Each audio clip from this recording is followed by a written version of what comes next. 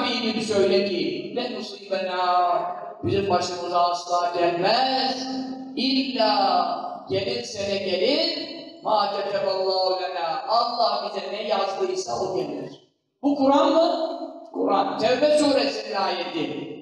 Ya sen bu kadar okuyup profesör olup, doçent olup da Allah'ın ilmini, kaderini inkar için mi okudun? Sen gitseydin, efendim, bir simitçiden bile ketebe yazdı demek olduğunu öğrenebilirdin. Bu ayette diyor ki ketebe yazdı Allah. Zeyna bizim işimiz, bizim hakkımızda yazı yazdı diyor. Bu ayete mana verseydin, bir ketebeyi anlasaydın, imanını koruyacaktı. Sen şimdi kaderi inkar etmek için bu kadar niye okudun?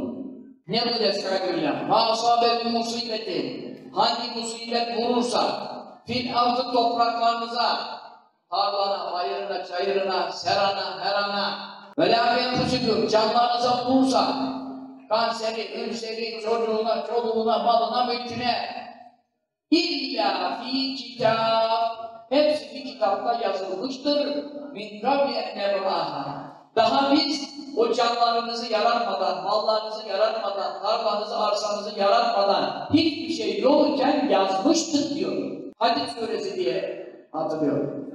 Ayet okuyorum sana şimdi. Şimdi bu ayetler Kur'an'da dururken İmam Müftü vaiz yetiştirecek bir konumdaki bir ders veren bir adam çıkıp da ama ne bilsin?